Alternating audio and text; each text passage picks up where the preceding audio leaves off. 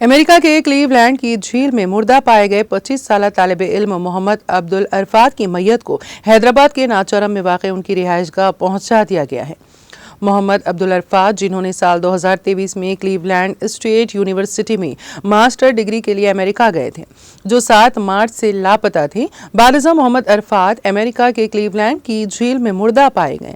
اس سلسلے میں صدر مجلس و رکن پارلیمان حیدرآباد بیرسٹر اسد الدین اویسی نے خارجہ سیکریٹری ونے کواترا سے بات کی اور محمد عبدالعرفات کا پتہ لگانے کے لیے ضروری مدد کے لیے نیو یارک کے قونصلیٹ جنرل آف انڈیا کو ایک خط بھی لکھا تھا۔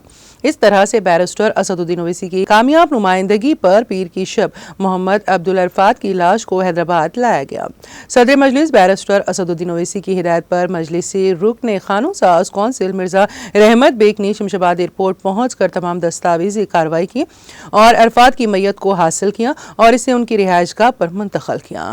مجلسی رکن قانون ساز کونسل مرزا رحمت بیگ نے میڈیا سے بات کرتے ہوئے اس سلسلے میں تفصیلات سے واقف کروایا۔